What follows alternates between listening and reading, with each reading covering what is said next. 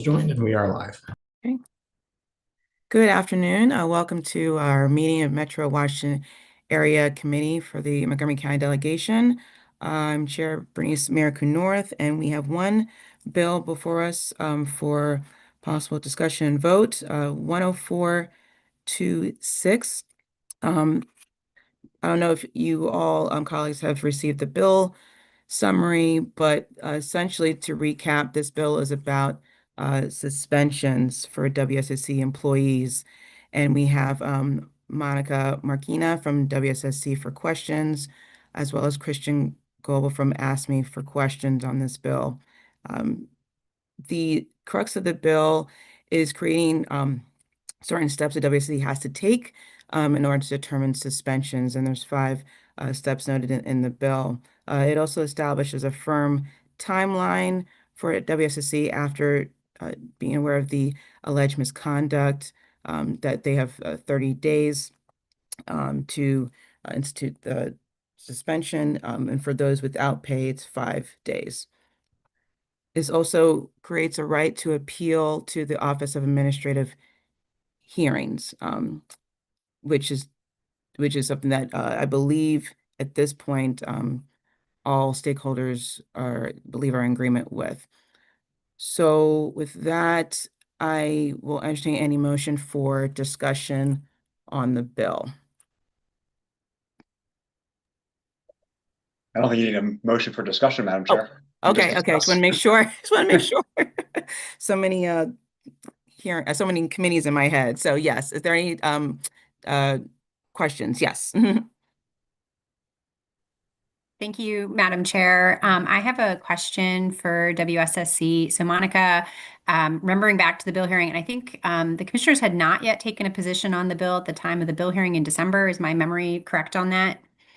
That is correct, Delegate. Yes, that's our commissioners have not taken a position on the bill. I did want to also add that we have our Associate Counsel, Lisa Arnquist, here, who has been involved in the discussions that can answer any questions, but that's correct. We do not have a formal position as yet.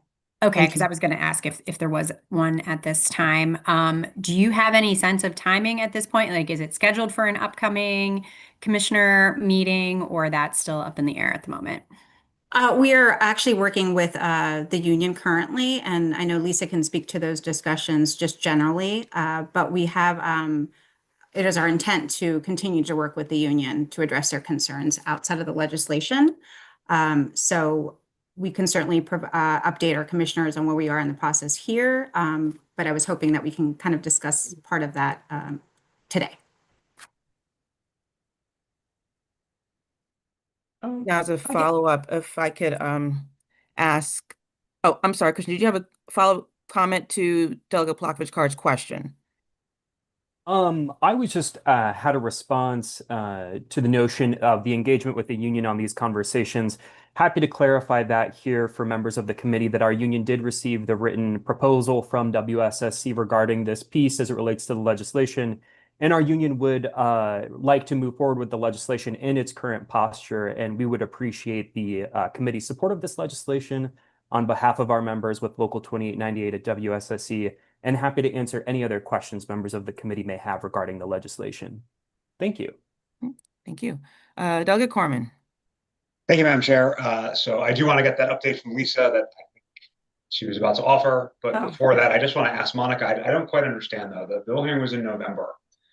Did the commission not meet in December? Is that why there's no position? I mean, I understand the preference not to have the bill, but shouldn't that mean they should weigh in opposition to the bill?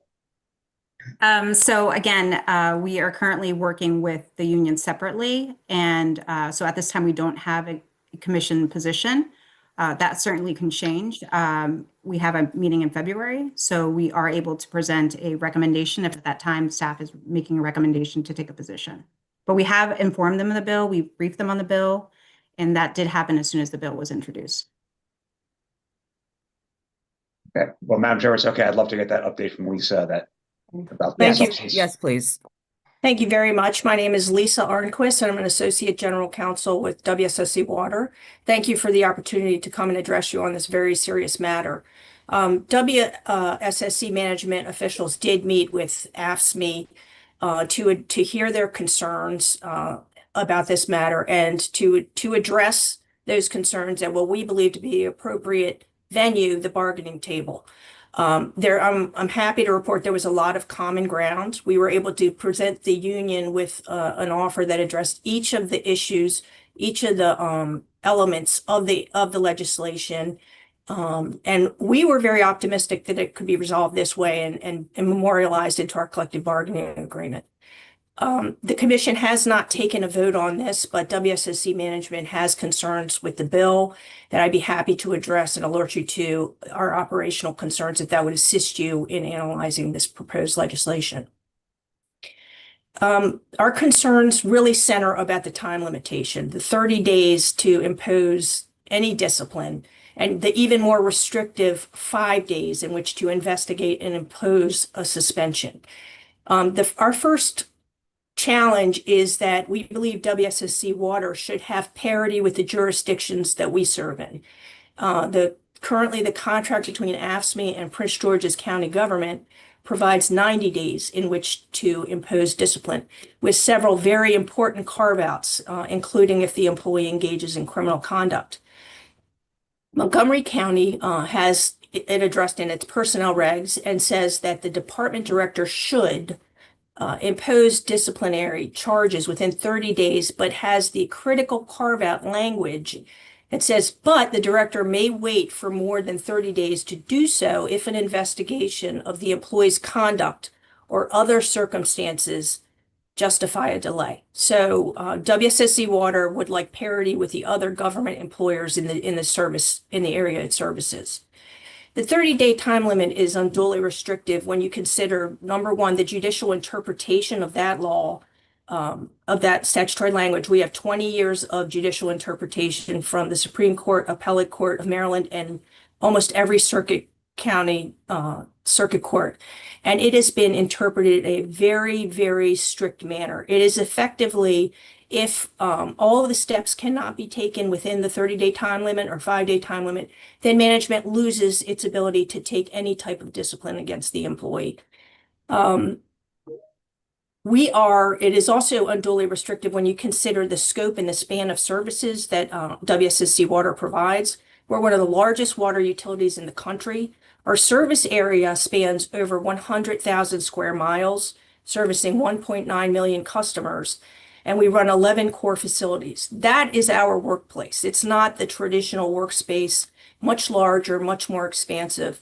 In fact, our workplace even includes going into private residences where we service meters and do meter readings. So all of these factors make limiting our investigation time to 30 days or even less than 5 days unreasonable. The time limit is also unnecessary. There is no downside for an employee for allowing an additional reasonable time to do a thorough investigation. Employees remain in paid status. They are not cut off from payroll. They're not separated during the time of the investigation. But if I can leave you with nothing else, our most serious concern centers on the unique function of WSSC Water as a public utility. WSSC is critical infrastructure, providing an essential services to the DC, to our nation's capital. Disruptions in our services present a threat to public health and environmental safety. There's no other public utility that is under this 30-day regime in the state of Maryland.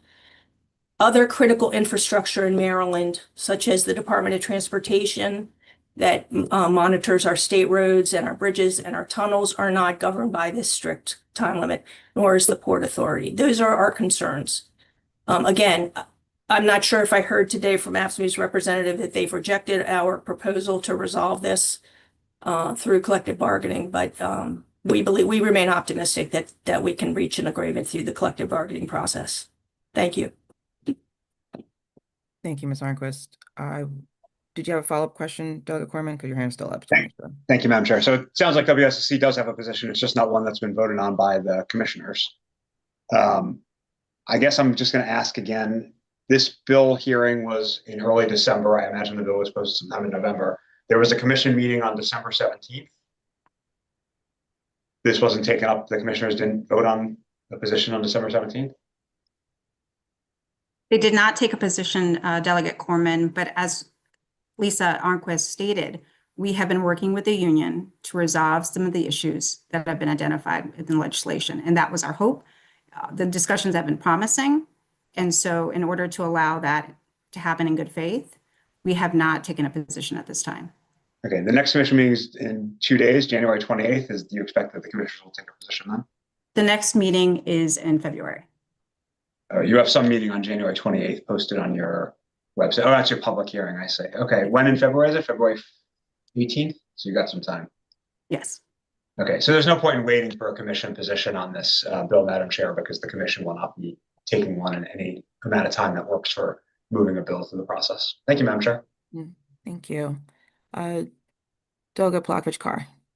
Thank you, Madam Chair. And I will just note on my colleague's last point there, since this is a bi-county bill, of course, has to go through this committee, our full delegation, and then repeat the process over in Prince George's County before the bill gets introduced in the House. So just for my colleagues' remembrance of what process is still ahead of us.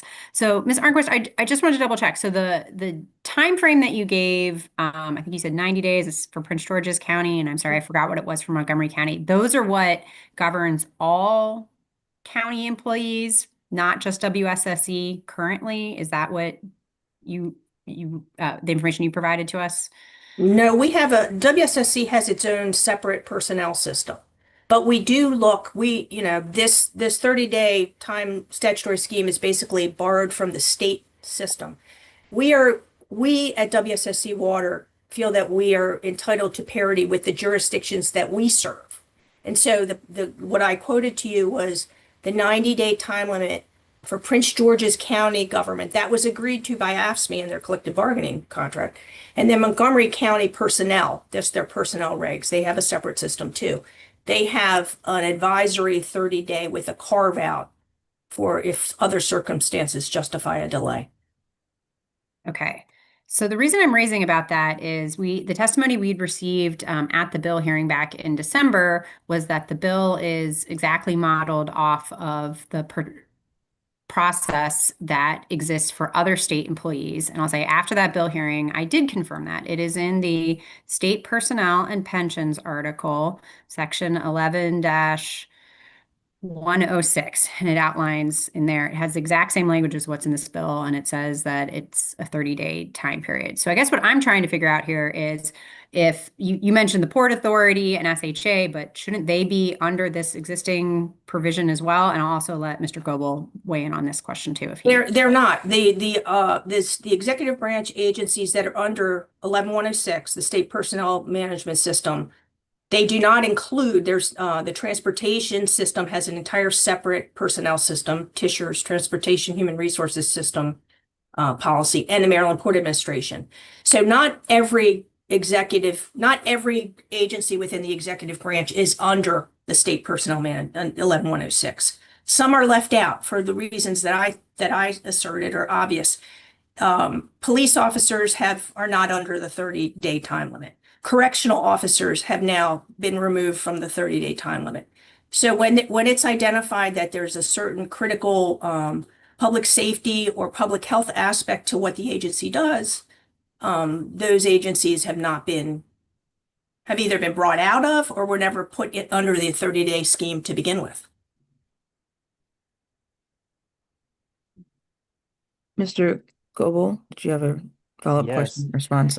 Sure. Thank you, Madam Chair. And Christian Goebel, Legislative and Political Coordinator with AFSCME Maryland Council 3. So I guess I want to raise two key points here. Number one, as it concerns negotiations with WSSE, I want to educate the committee that these negotiations are occurring in a larger context related to economic items as well, and WSSE management proposed disciplinary proposals in connection with our regular bargaining. So we did receive those proposals in writing. It is the position of our union that we would like to proceed with this legislation in its current posture.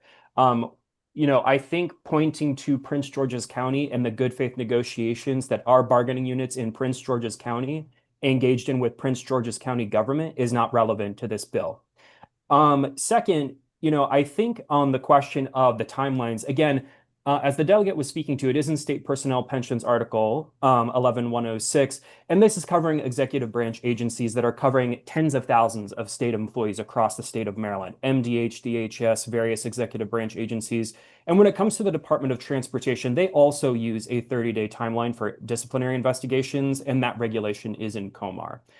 So again, we believe that this is a fair and simple legislation, but it's incredibly important to our members. They already appeal terminations to the Office of Administrative Hearings for WSSC employees. We want this right extended for suspensions as well. It exists for our state employees. We believe it's a process that works well. And these disciplinary investigation timelines are used again by our executive branch agencies and by MDOT. And this has been a system that we believe has worked very well and is a very fair process. So respectfully, we would urge the committee to support this legislation. Again, as other members of this committee have been speaking to, there is a lengthy legislative process with local legislation, and we would not like the bill to be held up further. So again, happy to answer any additional questions, but would respectfully request the committee's support of this legislation. Thanks, Mr. Goble. I see Delegate Vogel's hand and then Delegate Lopez. Thank you, Madam Chair. Just a couple questions. First, for Lisa and Monica, good to see you both. The concern from WSSC, understanding that it might not be an official position yet, seems to be centered on the 30-day timeline, not on the Office of Administrative Hearings. Based on where we stand now with WSSC, is WSSC comfortable with that portion of the bill, allowing for those who are suspended to appeal their suspension?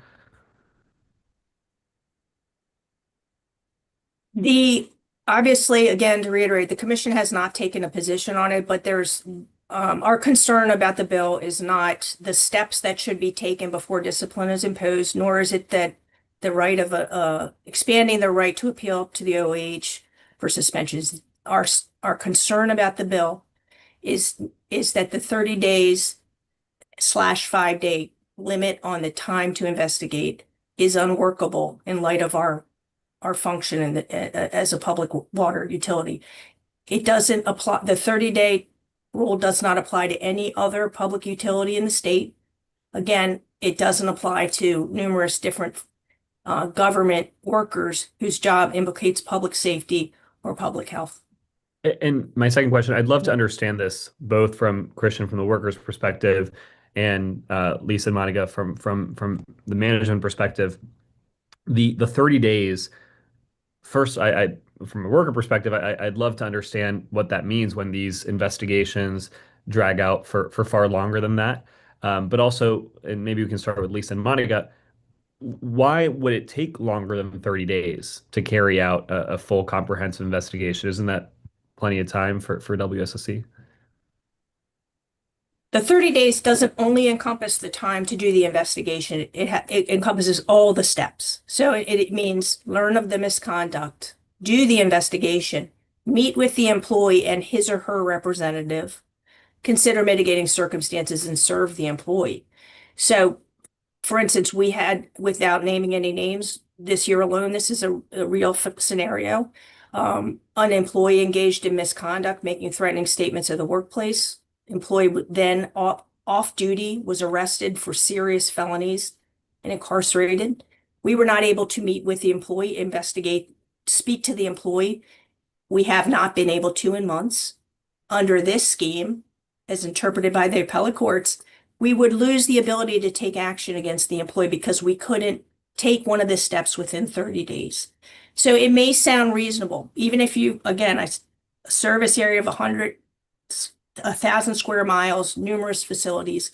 It may seem reasonable to say that an investigation can be conducted within 30 days, but in my experience, and I've been doing this employment law for 25 years, it's just a woefully inadequate time. Most cases, yes, could be resolved in that short of time.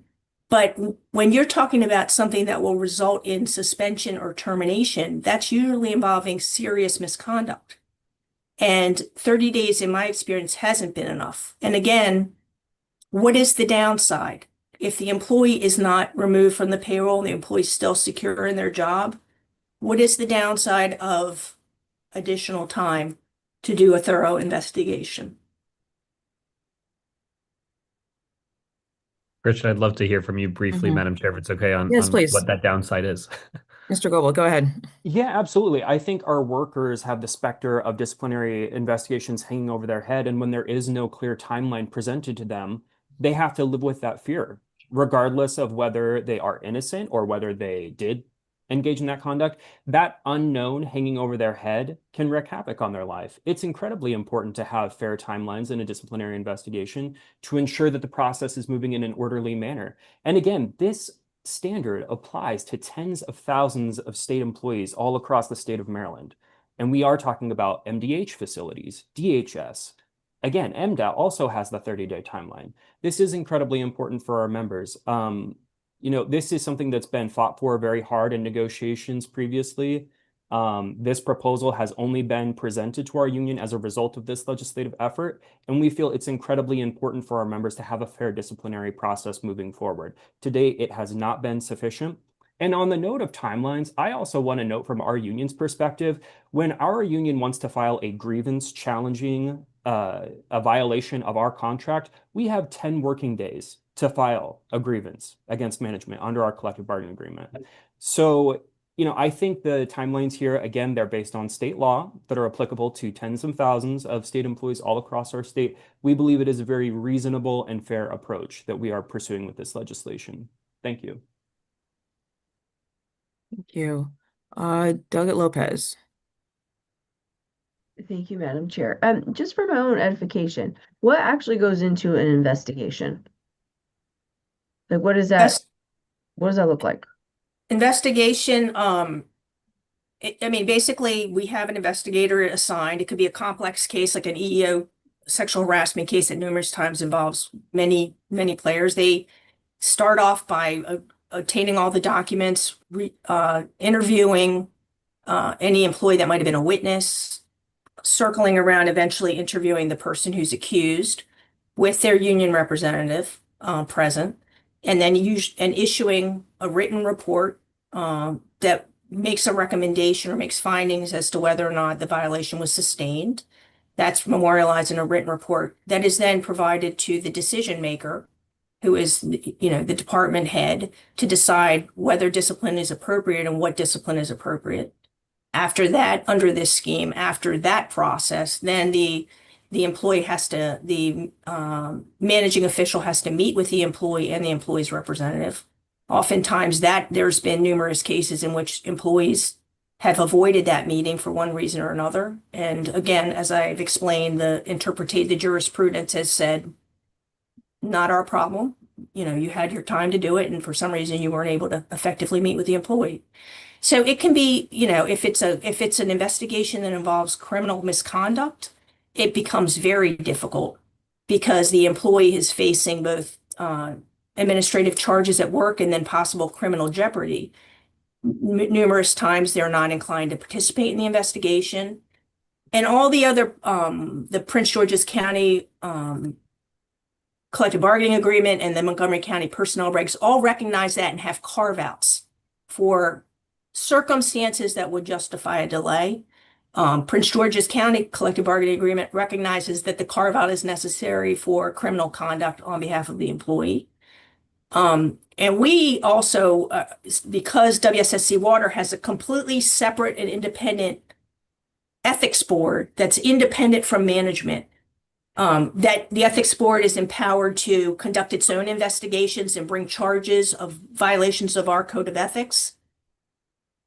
We would need a carve out for that, because when the ethics board is doing an investigation into alleged violation of code of ethics, they're prohibited from telling management about that information. So we would need that. This is why we sought to address this in a more meaningful venue, which is the collective bargaining process, where all the different kinks, this is not a one size fits all, where we could talk to the union and say, these are our concerns. This is where we're different. This is why we need more than 30 days. And that's why we thought that was the appropriate venue. So I'm very, disappointed to hear that it's been rejected by the union outright. Okay, Delegate Corman.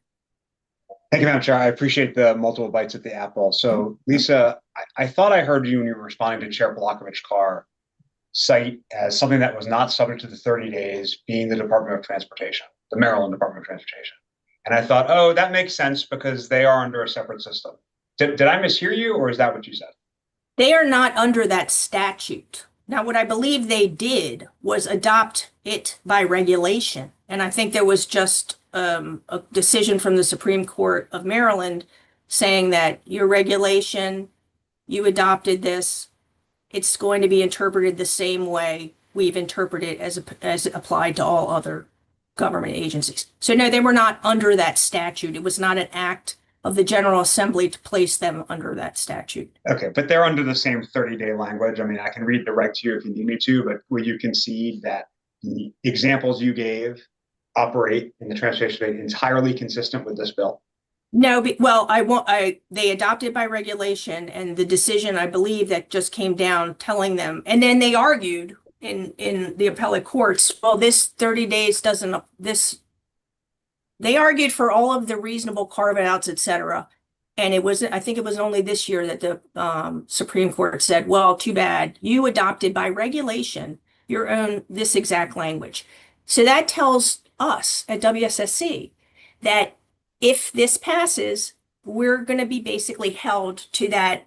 You know, there have been numerous, over 20 years worth of cases in which state employees have engaged in egregious misconduct. Okay, not everybody's guilty, but the decision to reinstate them had nothing to do with whether or not they did or did not engage in the misconduct. It simply had to do with, oh, we couldn't meet with you for the mitigation conference within 30 days because our secretary was, unavailable, or we weren't able to serve you with your final notice within 30 days. So it became, I just want to roll back a second. So your point to Chair Blokovich-Carr wasn't that MDOT doesn't operate under 30 days. It was that they just don't do it on a statutory 30 days. They do it on a reg 30 days. That was the big point you were trying to make? No, my point is that the General Assembly didn't see fit to include them within the sphere of 11106. If they did, because all agencies are subject to collective bargaining, if an agency decides to adopt it on its own, that's different. What I'm here to address is whether or not it's appropriate for the General Assembly to impose that on an agency. As I started the statement by saying, we met with AFSCME. We are at the table with them. We had common ground on 75% of this bill. We only were concerned about the limited time to investigate, period. Okay, and were there some exceptions you were looking to apply? We were looking to apply an exception for if there are criminal charges pending. And honestly, that benefits the employee because it allows the criminal case to be resolved before any type of action has to be. Frankly, it's necessary for all parties because you can't really do a proper investigation and afford a person their full due process rights at the OAH if they're going to only go before the OAH and say, I can't answer these questions because I'm facing criminal jeopardy in a parallel criminal case. We also asked for a carve out for the Board of Ethics findings, and that's based on the fact that we have a separate and independent Board of Ethics that operates under its own system of due process and makes its own findings.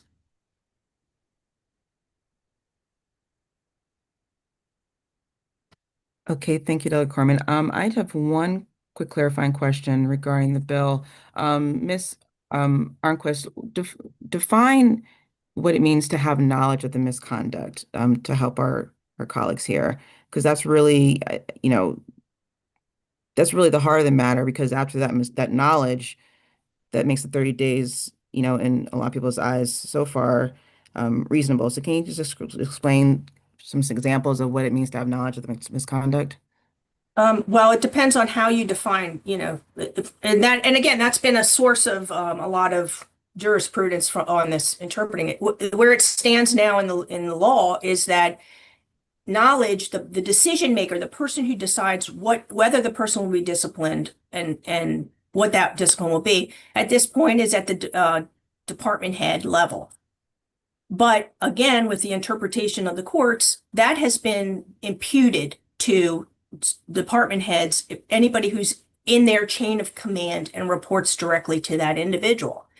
So that makes, it just makes it a harder law to administer, because if you're a huge operation and your department head is, doesn't have actual knowledge of something, but a subordinate does, then that 30-day starts from the date that somebody in the direct chain of command has knowledge. It's another source of concern we have with the legislation. And you mentioned several times, criminal conduct as being like an exception. I mean, do you have data showing the number of suspensions based on criminal misconduct on average? At our agency, Mhm. we can get that for you. But again, this proposed law doesn't only apply to suspensions. And if this was just about granting the right of an appeal of a suspension, it would be a lot easier for us to adapt to. Our concern is that this legislation is limiting the application of any discipline to 30 days and the application of suspensions to 5 days. And I don't think anybody could reasonably argue that 5 days is sufficient to investigate misconduct that's serious enough to result in a suspension. I don't think, I haven't heard a reasonable argument. I've done the legislative history research and I've never understood why less time would be afforded for a suspension, for imposing a suspension than any other disciplinary action. Okay, so your issue is that you're interpreting this draft bill to target all disciplinary suspensions, all disciplinary issues as opposed to just, let me back up. This was about addressing suspensions. So are you saying that you're interpreting this to mean that applies to, the 30 days applies to suspensions and other Yes. determinations? Yes. Okay. The way as written, it applies definitively to terminations, as referred to as removals or releases and suspensions. It's a much broader net. It is the pre-disciplinary steps, which again, those are not unreasonable. We've already modified our internal policies to include that. It includes the limitation on imposition of termination and suspensions. And then the last thing it did was grant the employees the right to appeal suspensions to the Office of Administrative Hearings. If it were only one of the thing that's giving people heartburn is the 30-day limitation and the 5-day limitation. Again, we've looked at all other agencies. We looked at other ways to solve it. AFSCME has dealt with it, granting 90 days. Montgomery County has dealt with it by just having a carve out for special circumstances. It's the restrictive, because of, again, there is no carve out, there is no situation that could warrant any exception the way it's written. And that's what we were looking for. And that's where we still believe the best way to address this without having to deal with any legislation is to just have the parties. We tendered an offer.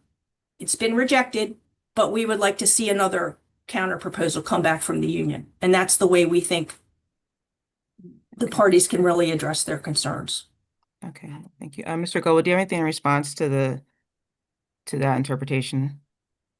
Sure. So I would say the timeline associated with the disciplinary investigations, again, is incredibly important for our members to have. We do not want unlimited time when it comes to disciplinary investigations hanging over our members' head and having that specter of ongoing investigations proceeding.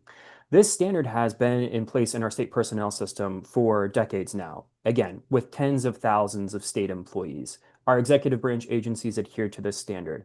Also, I don't understand as a policy matter why a public employer would not want to move swiftly and address disciplinary issues.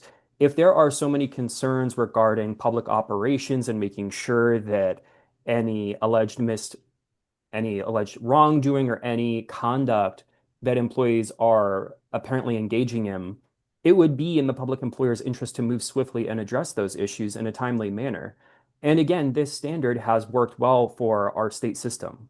This has been in place since the 90s. It's also a timeline that is adhered to by MDOT and most of our executive branch agencies. We think this is an incredibly fair process. Again, it begins when the employer acquires knowledge of the alleged conduct. We believe that that tolling is important, and we preserve that language to mirror the law in state personnel and pensions. And we believe that moving forward, this is a process that would work well for our workers at WSSC as well.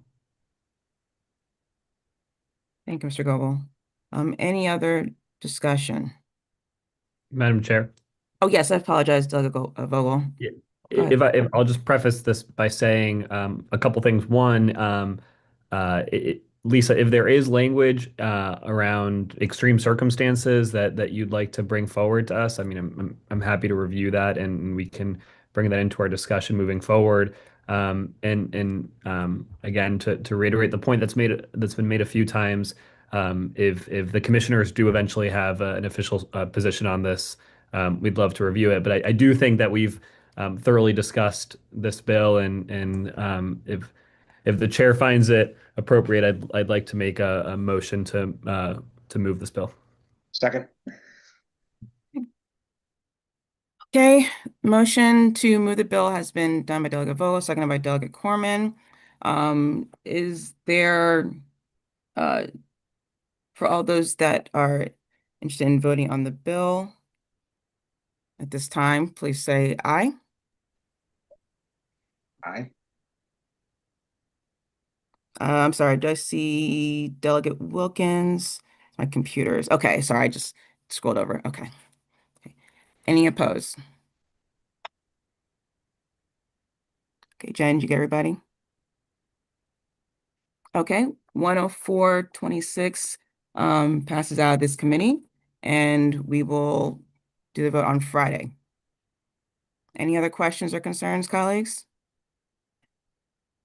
Okay, well, thank you very much for your time, and we hope that you have a great day in this wonderful snow. We'll talk soon. Thank you very much. Okay, thank you. Thank you. All right, bye-bye.